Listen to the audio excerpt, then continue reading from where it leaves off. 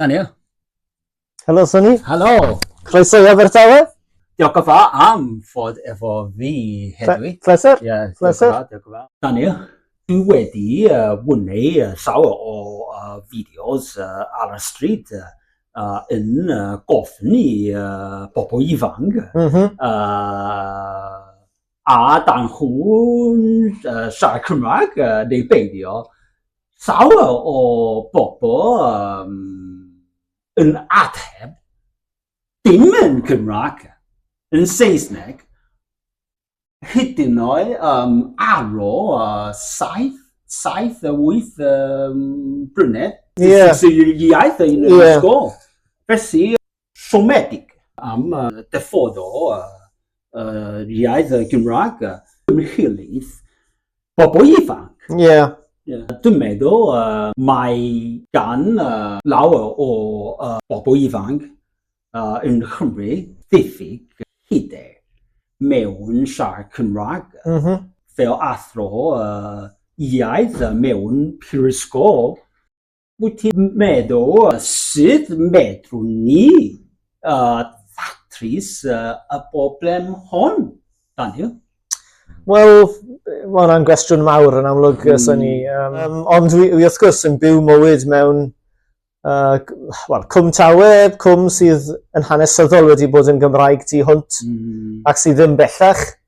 A'n plant i yn mynd wedi bod trwy ysgol gyfun Ystylafera ar ben y cwm a cael ei derbyn i addysg yn Gymraeg, ond ar y cyfan ddim yn siarad Cymraeg gyda'i ffrindiau. Fawr ddim a ddweud y gwir. Yn sicr, yn siarad Cymraeg yn yr ysgol gynradd gyda'i ffrindiau. Felly mae yna broblem. Mae defnydd y Gymraeg ar draws gymdeithas yn bwysig, bod nhw'n gweld bobl yn defnyddio'r Gymraeg yn efo. O'n i sôn am gerddoriaeth, roc a phop, mae hwnna i gyd wrth gwrs yn ddylanwadol. Ond mae'n ymwneud â gwead iaith, a falle bod yna gwestiwn o ariannu, roi bri ar iaith ac yn y blaen. Mae symudiadau'r cyfeiriad yna dieddol i fod yn araf iawn.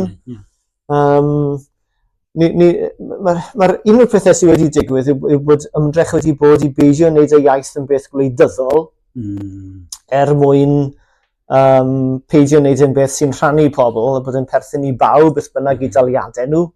Felly mae'n mynd yn iaith sifig, y iaith sy'n perthyn i diriogaeth y genedl mewn ffordd. Ond mae yna broblemau yn hynny, achos dyw'r iaith wedyn ddim yn cael ei gysylltu â mudiad. Hynny yw bod yn mudiad cenedlaetholgar, bywiog, ifanc, yn gysylltiedig â cherddoriaeth a'r iaith. Dwi'n credu yn helpu hybu'r iaith, yn dyfed, fel i ni wedi gweld mewn cyfnodau yn hanes Cymru. Felly mae wastad y balans yw daro rhwng geisio wneud y iaith yn agored, tra hefyd falle yn ymladd drosto fe, achos mae dal angen, fi'n credu, yr ymgyrch yna, yr ymdeimlad yna bod rhywbeth sydd angen i ymddiffyn ynglyn â'r iaith, a'i ddatblygu, wrth gwrs. Ac yn yngwaith i fy hun, hynny nhw ysgrifennu'n Gymraeg, wedi ceisio tynnu sylw'n arbennig at yr elfen aml ddiwylliannol o fewn yr iaith. Mae bobl o bob math o gefndiroedd ar draws hanes wedi siarad y Gymraeg. Bod e ddim yn iaith sy'n esgymu ni unrhyw grŵp. Hynny yw, dyw iaith ddim yn perthyn, mae iaith yn gallu cael ei ddysgu yn wahanol i hil neu tras neu math yna syniadau. Fel wyt ti'n gwybod y hun yn siarad dros 10 o ieithoedd, ti'n gweud. Felly, mae'r esiampl yna'n bwysig iawn bod bobl yn deall bod yr iaith ar gael iddyn nhw. Ond wedyn mae creu diwylliant bywiog yn y Gymraeg yn her arall, ac mae yna ddyletswydd mewn ffordd ar bobl ifanc i ddefnyddio fe. Petai ymwybyddiaeth o hynny o fewn y gymdeithas falle ychydig yn gryfach. Ond wedyn mae rhyw ymdeimlad o ddyletswydd yn neud i bobl deimlo fel peidio wneud e. Pam ddylwn ni wneud o hyn, fe'n cael fy ngyrfodi i wneud, ac yn aml yn yr ysgolion. Dyw'r plant ddim yn siarad gyda'i gilydd ar yr iard, ond wedyn chi'n gweld nhw'n dysgu Cymraeg i'w plant ar yr eilwyd ac yn danfon i'w plant i ysgol Gymraeg. Felly mae yna obeth ac anobeth yr un pryd, ac mae yna ddiwrnodau pan dwi'n anhybeithio, mae yna ddiwrnodau pan dwi'n hynod obeithiol am ddyfodol yr iaith hefyd. Mae yna broblem yn sicr ar y lefel addysg yna. Wel, fel ti'n gweud, y diffyg hyder, y diffyg parodrwydd i'w ddefnyddio fe. Mae angen creu mwy o gyfleoedd mewn ffordd i ddefnyddio'r iaith ar waith. Ydy Gymraeg di famiaeth di? Ie. Do, cod wedi yn Clarach, Llangorwen, ar bwys Aberystwyth. Ond yn rhieni o dde Cymru, mam o Gwm Tawe yn had o'r Bari. Ond y ddau yn Gymru Cymraeg ac y Cymraeg yw fy iaith gyntaf. Daniel, mae poster. Cerddoriaeth. Felly, dwi'n meddwl ti Gedor. Mae gen ti fan cerddoriaeth, Jess Gwerin, Onw, Gyrym. Saxophoni wyt ti. Pam penderfynest ti ffithio'r band hwn? Cwestiwn da. Rydyn ni wedi bod gyda'n gilydd yn chwarae ers 2007, felly bron 20 mlynedd nawr. Ac roeddwn ni'n chwarae jazz yn niwedd far ddegau yn Aberystwyth gyda bandiau, ac wedyn yn y coleg. Ac o'n i'n wedi gwella rhywfaint, o'n i'n dechrau chwarae mewn clybiau yn Gaerdydd, gyda fy mrawd Thomas sy'n drwmpedwr. Ac o'n i'n chwarae cerddoriaeth jazz y 60au yn bennaf, music Horace Silver a Miles Davis, y math yna o gerddoriaeth Art Blakey, hard bop, maen nhw'n galw e. Ac o'n i'n meddwl bydde fe'n neis wneud rhywbeth tipyn bach mwy greiddiol neu rhywbeth mwy Cymreig mewn ffordd. Felly, na beth oedd y symboliad i drial meddwl, wel beth bydde jazz Cymraeg yn swnio fel. Ac wrth gwrs, wrth chwarae jazz, mae'r gynulleidfa'n mwynhau os y'n nhw'n adnabod yr alaw, a mae'r band yn chwarae'r alaw, a wedyn yn byrfyfyrio, improvise ar yr alaw. Felly, ar gyfer cynulleidfa Gymraeg, wel mae'r alawon gwerin yn aml yn eitha cyffredin, wedi dysgu nhw'n ysgol, nhw wedi clywed nhw. Felly mae alaw fel Lisa Lan, ni'n chwarae'r alaw, a wedyn ni'n datblygu'r alaw wedyn drwy byrfyfyrio arno fe. Felly dyna pam. Daniel. Mal Davis. Wyt ti'n hoffi Mal Davis yn fawr? Ydw.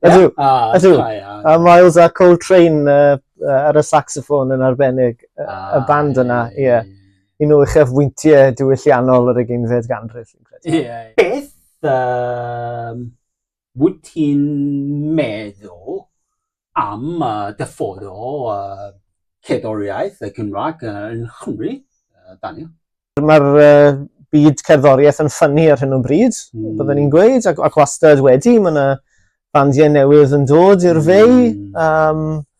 Falle bod ddim gymaint o wyliau cerddoriaeth Cymraeg nawr ac oedd arfer bod, pan o'n i'n tyfu fyny, oedd yna nosweithi neu hyd yn oed penwythnosau o gerddoriaeth, ac mae llai o'r math yna o beth. Ond ar y cyfan, wy'n credu bod y sîn yn fywiog. Wrth gwrs fe all diwylliant cerddorol bywiog fodoli, heb bod yr iaith yn ffynnu mewn ffordd. Yn Llydaw er enghraifft, mae'r sîn gerddoriaeth Lydewig, wastad yn taro fi'n eitha byrlymus a bywiog. Bandiau fel Gwenyn, Olwen Corbel, Dennis Prigent, mae'n aml yn canu yn Llydaweg yn ogystal ac yn Ffrengig. Ac anaml iawn mae dyn yn clywed y Llydaweg o gwmpas. Felly fe all sîn gerddoriaeth rhoi cam argraff ar brydiau. Felly fi'n credu bod e'n bwysig ar gyfer sîn gerddorol ffyniannus yn gyntaf bod e'n deillio o gymunedau Cymraeg a bod cymunedau Cymraeg yn cadw i fodoli i greu cerddoriaeth Gymraeg. Yn fwy eang ar draws Cymru cerddoriaeth Gymreig, beth sy'n bwysig yw bod pob math o gerddoriaeth yn cael ei berfformio. Mae tuedd ambell waith i gysylltu'r ieithoedd Celtaidd gyda cerddoriaeth werin. Arbennig felly, falle yn yr Alban ac yn Llydaw. Ond beth sy'n ddiddorol yng Nghymru oedd bod wastad sîn cerddoriaeth roc Gymraeg wedi bodoli yn rhan o dwf Cymdeithas yr Iaith o ddiwedd y 60au ymlaen. ac mae'n bwysig bod hwnna'n cadw i fodoli hefyd. Felly, bod rhychwant o ddilliau gwahanol o chwarae, dyna sy'n adlewyrchu sy'n fywiog, ac ar hyn o bryd yn Gymru, mae'n eitha llewyrchus, lot o fandiau diddorol. Daniel, dyma album cynta. Pedwerydd. Pedwerydd! Yr un cyntaf ar vinyl. Okay. CDs oedd y rai blaenorol. Ond pedwerydd album. Da iawn. Eneidia. Does gan album hwn ddim geiriau Cymraeg. Ti'n iawn. Cerdd, dim ond offeryniaeth. Offerynol. Sy'n gyffredin yn jazz. Yn y dyfodol, fedwn hi cynhyrchu rhywbeth cerddoriaeth yn Cymraeg. Wel falle, mae'r gan bod yr gerddoriaeth wedi seilio ar alawon gwerin, bellid cael canwr neu gyntores. Ond dyn ni heb wneud hynna. Mae Thomas, fy mrawd, wedi wneud prosiect arall, ac maen nhw'n newydd fod ar daith i ddweud y gwir, ac yn y prosiect hwnnw oedd Edith Crawford a Mared Williams o ddwy yn canu, ac yn canu alawon gwerin Cymraeg yn rhan o'r sioe. Felly, ddim yn gwybod os newn ni hynny gyda Berym, ond mewn ffordd, os yw'r gynulleidfa Gymraeg sydd yn adnabod yr alawon, bron bod y geiriau bron bod yr gerddoriaeth yn atgoffa nhw o'r geiriau mewn ffordd. Ambell waith mae cerddoriaeth offerynol yn gallu annog mwy o feddyliau a mwy o atgofion y phethau, achos bod yn offerynol a heb eiriau. Oes digon o gefnogau ariannol o diwydd Llywodre Cymru o ran hyrwyddo'r gerddoriaeth Cymraeg yn Cymru? Wel mae wastad angen mwy mewn ffordd. Mae'r Llywodraeth wedi hybu cerddoriaeth. Mae rai o'r teithiau mae Berym wedi wneud, ni wedi cael arian oddi wrth Cyngor y Celfyddydau, mae rai o'r prosiectau mae mrawd wedi wneud wedi cael ei ariannu. Mae grwpiau o Gymru'n mynd i lefydd fel yr Wyl-Geltaidd yn Llydaw yn yr haf ac yn y blaen. Gwyliau fel yr Eisteddfod, Tafwyl yn cael ei ariannu gan y Llywodraeth. Felly mewn ffordd, oes, mae yna rhywfaint, mae yna nawdd ariannol, gallu wastad dadlau dros fwy wrth reswm. Lle does dim gymaint falle o ar lawr gwlad mewn ardaloedd fel Cwm Tawen o sweithi Cymraeg, yn Tafarnec yn y blaen. Dyna lle byddai'r gefnogaeth falle'n effeithiol nawr. A byddwn ni'n gweud mewn ffordd bod y letroedd ar y dosbarth canol Cymraeg i fynd i gyngherddau. Mewn llefydd fel Aberystwyth a Chaerdydd, dyw'r gefnogaeth y byddwch chi'n disgwyl ddim wastad yna. Ac mae'n dyletswydd ar Gymru Cymraeg i gefnogi'r bandiau ac i gefnogi'r gerddoriaeth i greu sy'n ffyniannus. Heblaw di fan cerddoriaeth di hyn, a fan cerddoriaeth Cymraeg wyt ti'n hoffi fwyaf? Wel, wi wastad wedi gwrando ar cerddoriaeth Cymraeg. Rhai bandiau yn reit nôl i fe ar ddegau wi dal yn gwrando arnyn nhw. So Steve Eves o'i driawd, Steve Eves o'i fand. Hoffi Steve Eves, Mike Stevens, Sian James yn gyntores werin. Bandiau gwerin sydd wedi dylanwadu ar Berym yw Fernhill. A wedyn y band ifanc Calan, yma Patrick Rhymes yn pibydd ni oedd un o'r sefydlwyr Calan. Wy'n mwynhau tipyn o gerddoriaeth o'r math yna. Ceri Rhys Matthews oedd yn chwarae pibau gyda ni. Ydw, gwrando rhychwant eitha eang o gerddoriaeth Gymraeg yn gwirionedd. Hugh Chiswell hefyd yn canu am Gwm Tawe. Ydw, yn gwrando tipyn ar gerddoriaeth Gymraeg. Wyt ti'n siarad Cymraeg effordd teulu di fand cerddoriaeth bob tro? Ydw, wel, gyda'r teulu, ydyn, ni'n byw yn bywyd trwy gyfrwng y Gymraeg yn llwyr, ydyn. Mae'r band felly rwy'n chwarae gyda Byrym, y band gwerin jazz, ac mae fi am rawd yn arwain y band, felly mae Twm a fi wastad yn siarad Cymraeg gyda'n gilydd yn naturiol. Mae Aidan Thorne, y basydd, wedi bod wrthi'n dysgu Cymraeg, felly ni'n dieddol i siarad rhywfaint o Gymraeg gyda Aidan nawr. Patrick Rhymes ar y pibyn Gymro Cymraeg, ac felly mae'r frontline i gyd yn siarad Cymraeg o'i gilydd. Mark O'Connor y drymiau a Dave Jones y ddau yn Gymru, ond ddim yn siarad Cymraeg. Yn deall tipyn, felly fel band i ni gallu siarad yn Gymraeg ar ein gilydd. Ni'n symud nôl ymlaen rhwng y ddwy iaith o'n gwirionedd. Rhaid i ti dysgu Cymraeg i di'n hwyl? Wel, i raddau, oes. Wyt ti'n meddwl oes llawer o bobl yn Chymru gwrando ar gerddoriaeth Cymraeg? Ti'n meddwl? Oes, mae tystiolaeth. Mi'n credu gallu fod llawer fwy. Hynny yw, petai bwytai a gorsafoedd radio, nid Radio Cymru'n unig yn chwarae cerddoriaeth Gymraeg, byddai'r sŵn yn fwy cyffredin. Mae yna rai rhaglen Frank Hennessy yn enwog ar Radio Cymru, ar y Radio Wales yn chwarae cerddoriaeth Gymraeg, ond ychydig iawn o enghreifftiau o hynny sydd, ac mewn tafarnau Abertawe nos Sadwrn, cerddoriaeth bop Anglo-Americanaidd sydd wastad yn cael ei chwarae. Felly ychydig iawn o fandiau sydd wedi llwyddo torri trwy. Mae yna ambell ieithriad yn os fel album Mwng y Super Furry Animals oedd yn cael ei chwarae a hwnna'n Gymraeg. Ond chydig iawn o enghreifftiau fel yna sydd mewn gwirionedd. Fwy diweddar, wrth gwrs, yma o hyd Dafydd Iwan wedi cael ei atgyfodi fel can y tîm pêl-droed, ac hwnna wedi bod yn llwyddiannus iawn. Bydde fe'n neis petai modd i hwnna arwain at llawer mwy o gerddoriaeth Gymraeg yn cael ei chwarae. Yn fwy cyffredinol yn y diwylliant Cymreig yn gyffredinol, yna fe. Daniel, da ni'n adeilad adran Saesneg yn Prifysgol Abertawe.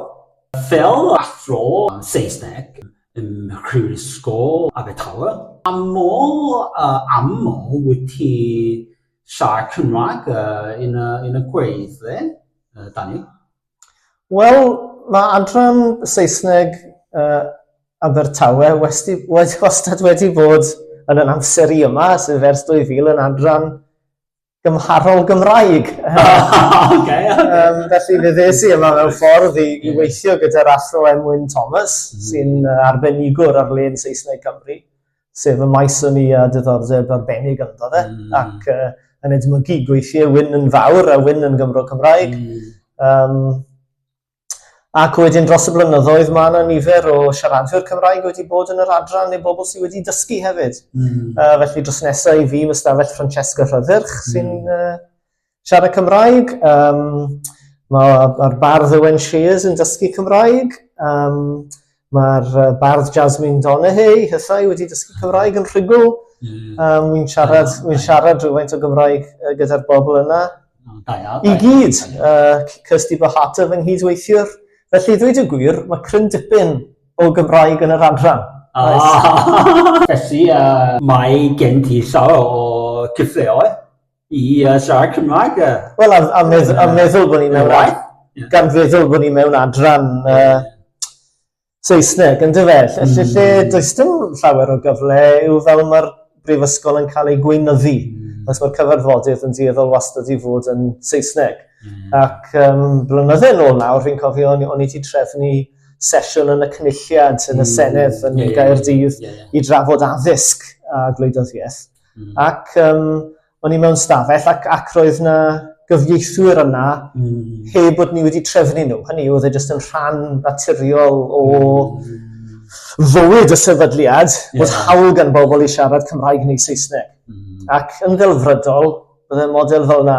Hyd yn oed petai na stafell ar gyfer cyfarfodydd y gellid i defnyddio yn y brifysgol, oedd wastad a chyfieithydd yna, jyst yn caniatáu wedyn i'r cyfarfodydd fod yn ddwyieithog yn naturiol. Dyw'r math yna o beth yn bodoli. Felly, mae yna dal cryn dipyn o ffordd i fynd cyn bod y Gymraeg yn cael ei weld fel peth naturiol. Daniel, ni sgwennes ti lawer o lyfrau yn Saesneg ac yn Cymraeg hefyd. Llyfrau fel Blackskin, Blue Books, ac Wales Unchained, dim ond yn y Saesneg. Pam lai yn Cymraeg, Daniel? Cwestiwn teg ys hynny. Beth yw'r ateb i hynny? Rhan o'r ateb yn mynd nôl i'r ffaith nes i ymserchu yn Llenyddiaeth America yn yr 90au, yn beth o'n i moyn mynd i astudio yn y coleg. Falle bod yna elfen o meddylfryd trefedigaethol yn hynny. Ond oedd hefyd gen i ddiddordeb yn llên Saesneg Cymru. Yn y 90au, oedd e'n taro fi bod twf yn y syniad o genedl Gymraeg yn tyfu ac yn un arwain fyny at y referendwm yn 1997. Ac oedd Cymreicdod y Gymru ddi-Gymraeg yn bwysig. O'n i'n teimlo'n bwysig i fi arddel yn rhannol o gefndir teuluol yn ne Cymru. Felly mae'n ymwneud wedyn â natur cynulleidfaoedd posib y gwaith.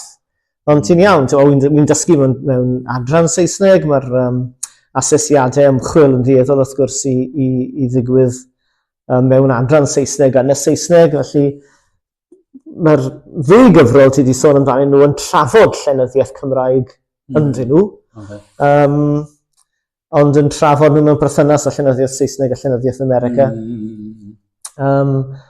A wedyn, wel, fe ragflwynwyd Blackskin Blue Books ar gyfrol hon Canu Caeth ar y Cymru ac Afro-Americaniaid.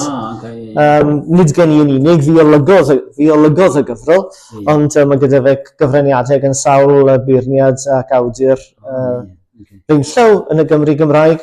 A wedyn ni'n golygu'r gyfres mae safbwyntiau i wasg Prifysgol Cymru. Yr gyfrol gyntaf yn y gyfres, yr cyfrol Richard Wyn Jones ar syniadaeth Plaid Cymru, a'r cyhuddiad o ffasgell yn erbyn Plaid Cymru. A Richard yn ymddiffyn y blaid yn erbyn... Darllen si. A wedyn mae cyfrol Simon Brooks Pam Na Fi Cymru, Lleon Wigley ar y ran ymwybod Cymraeg a Gwenan Hyam sydd yn yr adran Gymraeg yn y man Abertawe yn trafod mewn fideo ar Gymraeg a hynny yw mewn fideo rhyngwladol ar hawl i bobl ddod i Gymru a dysgu Cymraeg a sut i'n wneud hynny wedyn y dadleuon ynghylch aml ddiwylliannus yn y cyd-destun hynny. Ac wedyn y cyfrol mwy o diweddar ar y ddrama Llwyfannu'r Genedl gan Ian Rowlands. Felly, wi wedi cadw i gyhoeddi'n Gymraeg ac yn cyfrannu o'r Pedwar Gwynt a Barn ac yn y blaen. Ond ti'n iawn, mae'r llyfrau mwy swmpus ar y cyfan wedi ymddangos yn y Saesneg a natur fy rôl i yn y sefydliad mewn ffordd. Yw'r rheswm am hynny erbyn hyn, mae'n debyg. Daniel, wyt ti isio i Gymraeg fod yr iaith fwyafrif o cymunedol a draws Cymru yn y diffodol a pham? Wel ydw, mewn ffordd, beth sy'n ymarferol yw'r cwestiwn. Ynddo fe, wi ddim yn gwybod, falle bod y syniad o iaith fwyaf cryf ddim yn un defnyddiol iawn. Beth sydd angen yw wrth gwrs bod bobl yn defnyddio'r iaith ac chaffael ar iaith ac bod yn perthyn i bawb ar draws y peoedd yn un defnyddio'r iaith. Dyna sy'n bwysig. Dyw dwyieithrwydd o diwylliant ddim yn mynd i ddiflannu ac byddwn ni ddim am iddo fe. Hynny yw, mae yna lot o greadigrwydd o fewn y diwylliant Saesneg Cymreig, fel sydd yn bodoli o fewn y diwylliant Cymraeg.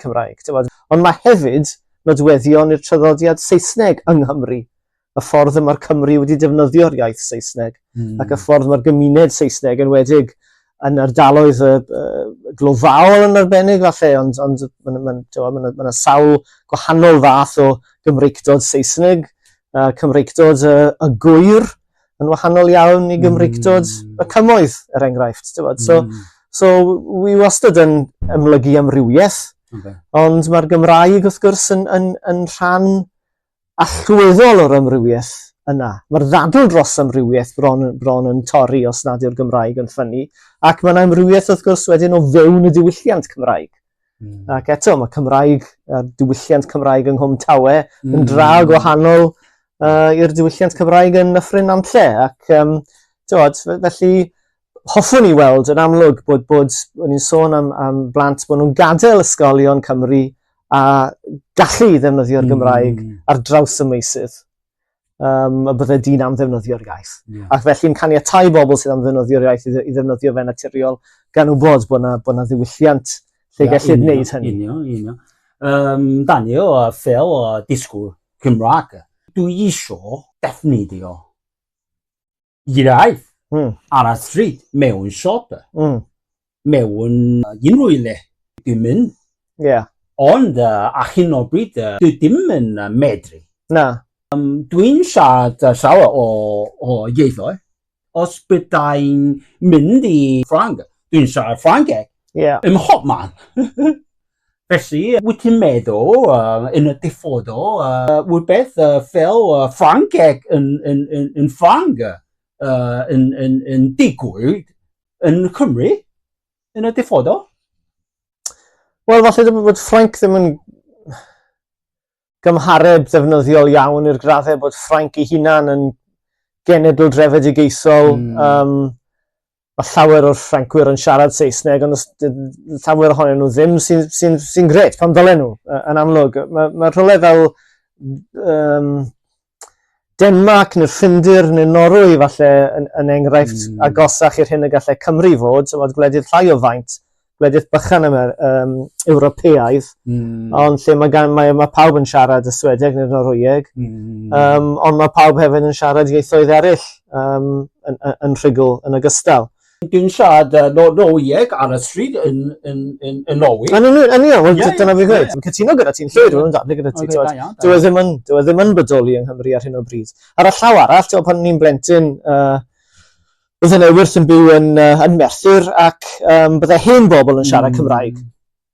A ti'n tal yn cael hwnna yn rai pentrefi yn y cymoedd, maen nhw'n clywed fi a'r plant yn siarad Cymraeg, a maen nhw'n gweud, chi'n siarad Cymraeg a hen bobl. Ond erbyn hyn, mewn siopau mae bobl ifanc yn gweithio yn y siop ac yn clywed ni'n siarad Cymraeg ac yn gweud, dwi'n siarad Cymraeg ac am ddefnyddio'r Gymraeg. Does dim digon o bobl felly. Fel ti'n gweud, ti ddim yn mewn a jyst cymryd yn ganiataol bod rhywun yn siarad Cymraeg. Ond mae'r awydd yna ymysg pobl i ddefnyddio'r Gymraeg. Mae'n ardaloedd sydd ddim yn Gymraeg, sydd ddim fel Caernarfon. Ardaloedd lle ti ddim yn clywed yn aml. Mae hwnna'n drawiadol ac oedd hwnna ddim arfer digwydd yn yr 80au. Ond mae e nawr. Felly mae'r addysg yn cael dylanwad, ond ddim digon ar hyn o bryd. Ac wy'n credu bod yna le dros math o brosiect cenedlaethol yn ei hanfod sy'n ynghlwm ar iaith. A nid yr iaith yn unig, y Saesneg hefyd, fel ti'n gweud, sy'n dathlu diwylliannau Cymru. Dyna rhan o'r broses, yna fe. Pryd yn y diffodol bydd hyn digwydd? Wel, gallai ddim addo fe, na'r peth, ond allai di anelu amdano fe, yn allai di o safbwynt gwleidyddol, rwy'n weithgar gyda Plaid Cymru ac yn weithgar gyda Plaid Cymru yn Cwm Tawe, ac byddwn ni'n gweud bod angen newid llywodraeth yng Nghymru, a llywodraeth bydd a pholisïau diwylliannol blaengar mwyn gyrru'r agenda yna yn ei flaen. Mae drawstoriad o gweddau fewn y blaid lafur, rhai yn gefnogol iawn, ond rhai yn hynod o adweithiol lle mae'n dod at y Gymraeg ar lawr gwlad.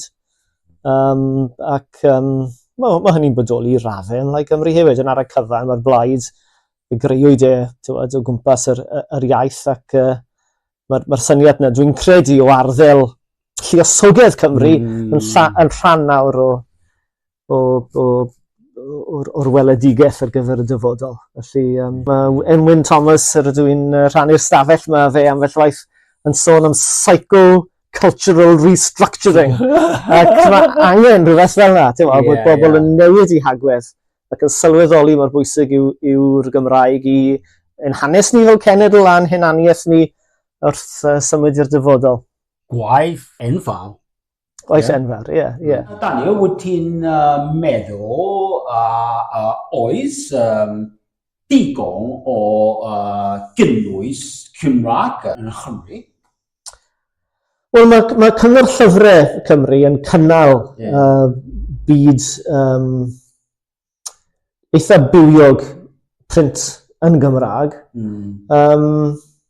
Be sydd ddim gyda ni gymaint yw diwylliant falle academaidd bywiog. Gyda rhai pobl falle'n dadle a hynny, ond enghraifft rhai blynyddoedd yn ôl cyhoeddodd Simon Brooks gyfrol yr enw Hanes Cymru a'r aml ddiwylliannedd yn y diwylliant Cymraeg. Cyfrol ysgubol o ddweud y gwir, a gafodd e ddim llawer o sylw. Hynny yw feddwl e wedi bod yn sail cynhadledd a trafodaethau eang yn y wasg. Mae rhaglen Dave Thomas ar ddydd Sul yn trafod llyfrau, ond does dim llawer. Hynny yw byddai rhaglen yn y nos ar S4C yn hwyr yn trafod llyfrau a llenyddiaeth ar diwylliant. Wy'n credu bod rhywbeth fel am beth braf, fi'n credu bod cynulleidfa fach wrth reswm, ond cynulleidfa oedd bychan sy'n wastad wedi cadw diwylliant o'r math yna i fynd, yn fawr neb, ar fe'r darllen cyfnodolyn T.S. Eliot Scrutiny, fel mae bobl yn gweud, ac gafodd hwnna ddylanwad pell cyrhaeddol. Felly bydde fe'n braf petai yna fwy o adlewyrchiad o syniadaeth. Yn yr Eisteddfod mae yna wastad gyfle i wneud hynny, ond mi'n credu bod yna lot o feddylwyr diddorol yng Nghymru, lot o feddylwyr diddorol yn gweithio yn y Gymraeg. Ond ddim yn aml mae cyfle i ni drafod yn gwaith ymysg yn gilydd mewn modd ehangach. Felly, wyt ti'n meddwl does dim digon? Wy'n credu bod digon o lyfrau ar y cyfan. Hynny yw, mae'r diwylliant a diwydiant llyfrau yn un sy'n ffynnu o'n safbwynt ti. Ddim academydd yw i, dyle ti ofyn i rywun Lefi Griffith y Lolfa neu rywun fel yna, byddai'n gallu rhoi barn mwy cytbwys i ti, ond mae yna doriadau eitha llym ar y cyngor llyfrau ar hyn o bryd hefyd, felly dylai ni ddim anwybyddu'r ffaith bod ni mewn cyfnod o gynnu economaidd, ac mae hynny wrth gwrs yn taro a diwylliant. Ond ar y cyfan, mae yna dipyn o gyhoeddi yn y Gymraeg, ond beth sydd ddim gyda ni gymaint yw diwylliant o drafod a thrin syniadau ar y cyfryngau. A dyna mewn ffordd y pwrpas o gyfres safbwyntiau. Mae'n gyfrolau chydig yn fyrrach na cyfrolau trwm academaidd ers o cyfrolau academaidd i nhw, a pob un gyda rhyw fath o ddadl neu polemic mwyn cynnal a hybu dadl, neu beth oedd y pwrpas. A fi wastad wedi hoffi'r broses yna o ddadle, ac o drafod gyda bobl sydd ddim yn cytuno a fi wastad dyna arwydd o ddiwylliant bywiog fel arfer. Dwi mynd i lifgeth yn aml. Dwi dod o hyd i lawer o lifrau yn Saesneg. Mewn 2 shelf, 3 shelf, 4 shelf yn Cymraeg. Felly dwi'n meddwl, does dim llawer o bobl sy'n darllen lifrau yn Cymraeg. Wel, mae'n amrywio'n ddaearyddol, wrth gwrs. Lle mae yna gymunedau Cymraeg ehangach, mae yna fwy o ddarllen ar y llenyddiaeth Gymraeg. Ymysg y twy ifanc, mae yna lai o ddarllen llyfrau'n gyffredinol, wrth gwrs, yn digwydd. So mae'r darlun yn gymysg, ond mae mam yng nghyfraith i yn byw yn y Rhymni ar ben Cwm Rhymni sy'n un o gymoedd dwyreiniol y maes glo. Ac, tywod, mae dal i fod shelf o lyfrau Cymraeg yna, ac mae hi'n dal i ddarllen Cymraeg mewn ardal allan bod ti'n mynd disgwyl hynny ddigwydd.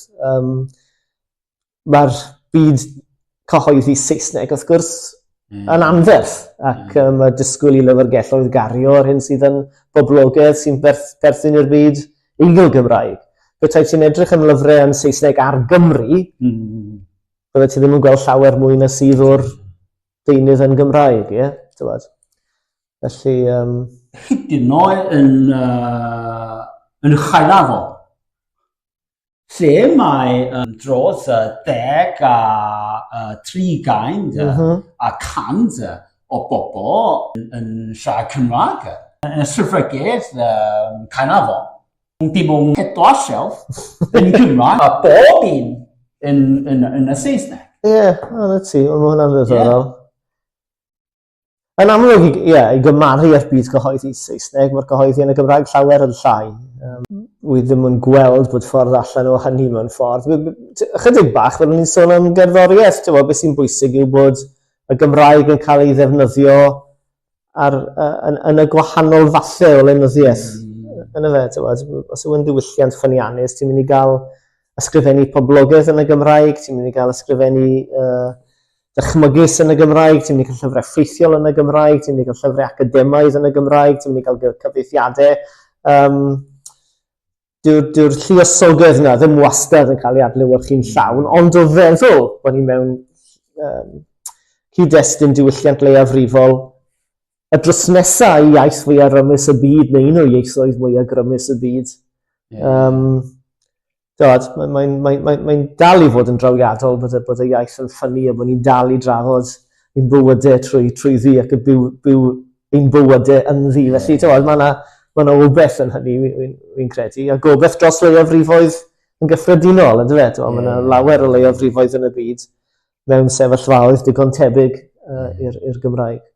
Felly, dwi'n meddwl, rhaid i ti, Daniel, cyfieithu Black Skin Blue Box ac Wales and Chain yn Gymraeg. Ie, mae rhai o'r darnau yn Gymraeg, ac wrth gwrs mae yna gwestiwn o gynulleidfa. Hynny yw, mae yna beth yn hwn, y byddai'r Gymdeithas Gymraeg yn gwybod, heb angen esbonio iddyn nhw. Ond mae gyda fi gyfrol swmpus yn y Gymraeg yn dod allan yn